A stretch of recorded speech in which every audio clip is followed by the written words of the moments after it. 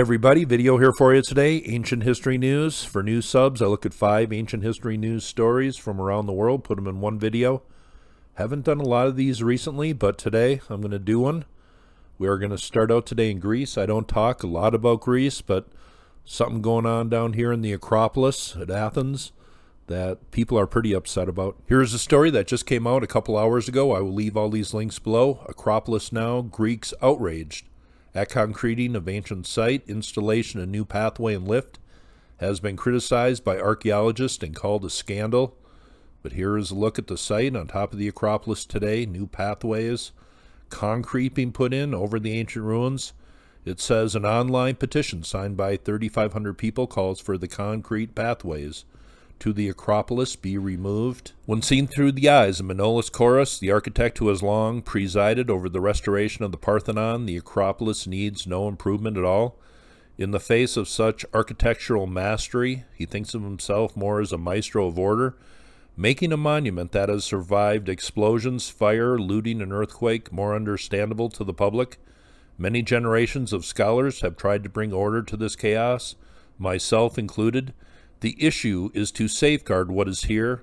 In a hospital, you have to take care of patients. For me, the patients are the stones. It says the installation of a new pathway, paved and reinforced concrete across much of the hill's open space in the name of facilitating people with disabilities, has been met with dismay.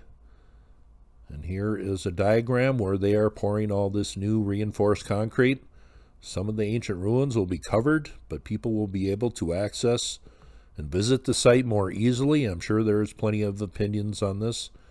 It says the people in charge with the preservation here are also deplored by the decision to cover so much of the rock's face with reinforced concrete, saying the move would lead inexorably to the degradation of the natural landscape and devaluation of the rock as a natural monument in its own right, as a natural fort. And there is a look. Concrete being poured on the Acropolis. That's an interesting story. Let's move on. Next story, let's go down to northern Italy here. This is called the Po Plain. I'm not sure where this discovery was made. Somewhere right down here. Here is a story that just came out today. I've seen this reported on a few different other websites. It says researchers link ancient wooden structure to water ritual. In the afterlife, boats were predominant in ancient Egypt, ancient America, other places. Does this have to do with a boat-type structure, taking people to the afterlife? Well, that's what it seems, kind of. It says the Nocito Vasca Votiva is a unique wood structure that was unearthed on a small hill in northern Italy in 2005, built primarily of oak and slightly larger than a backyard swimming pool. The exact purpose of the in-ground structure has remained a mystery, as has the date of construction. Italian researchers estimated its origins go back to the late Middle Bronze Age, sometime between 1600 and 1300 BC. A long structure made out of wood, they think, attached to a water ritual. This seemed to have the function of a boat, maybe, carrying people to the afterlife.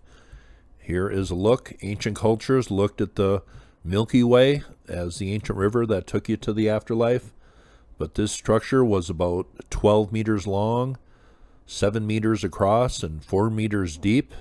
Interesting discovery made in northern Italy right here. Tree ring science has gotten a lot better. Cornell did some studies on these.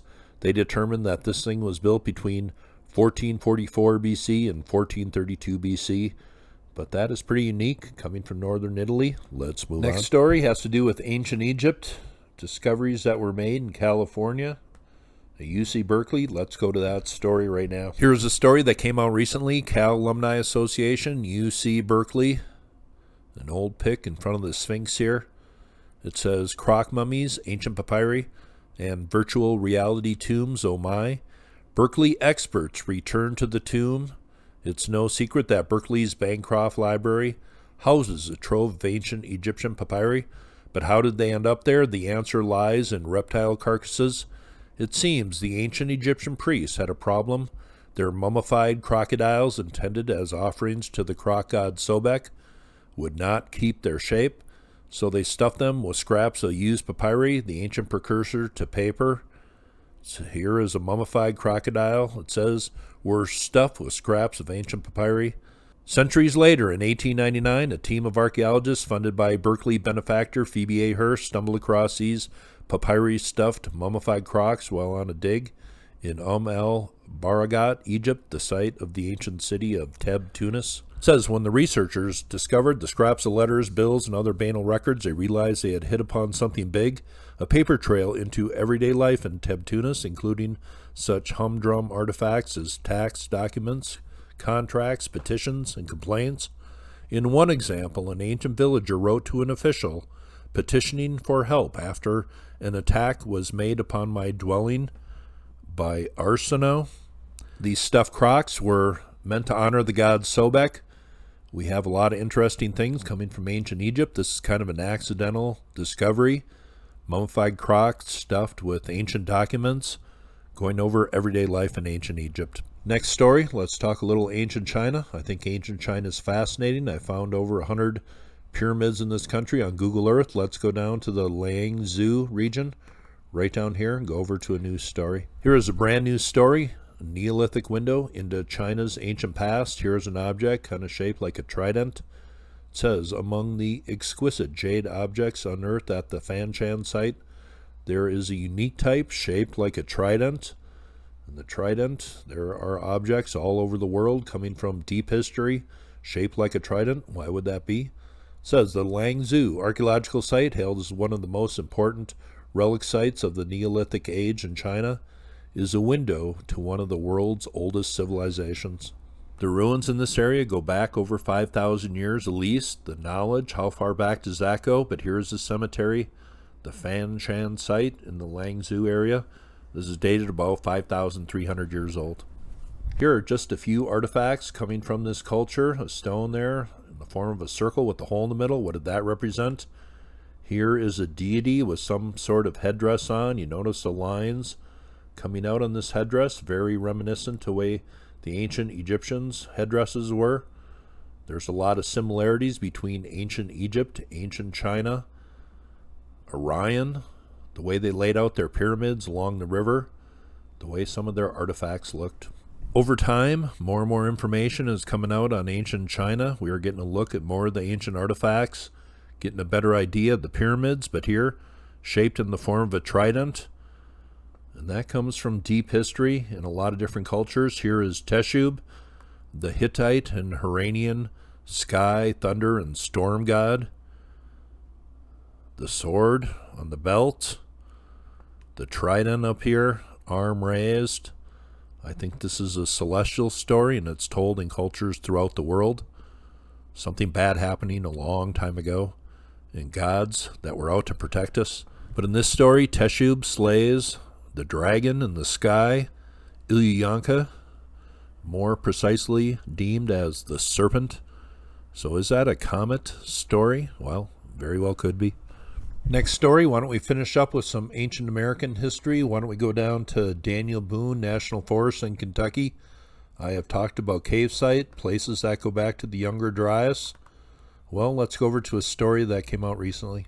Here's a story that came out from WKYT, Eastern Kentucky University archaeology students working to find artifacts in Daniel Boone National Forest. People have looted artifacts from this cave. The history has been just kind of covered up, but they are still making some important findings, some that go back 9,000 years. This story came out on June 7th, and speaking of ancient history, that is the day I celebrated my anniversary of my arrival in this realm. But let's just take a listen to part of this video here. In 2016, the shelter that we excavated, we were finding pit features dating back 9,000 years. Some of them had the ancestors of some of the first plants Native Americans domesticated in the Ohio River Valley. Now, while these students have only been here a few weeks, already they have found several artifacts and even traces of the people who used to first inhabit this area. The really cool thing here is this oven. We have this different color of soil and sediment and stuff that also has big lumps of charcoal in it. And then we have 3 or 4 flat rocks and looking intentionally stacked upon each other that could have been, that they probably would have used for preparing food, etc. And students say it's not only exciting getting real-world experience, but also uncovering the history of the first inhabitants in these regions. Here is just a few looks at this area where they are doing their research. History here going back about 9,000 years in Kentucky. The history of ancient America is very fascinating. But those are 5 ancient history news stories done today. Hope you thought that was interesting, and you all have a very nice day.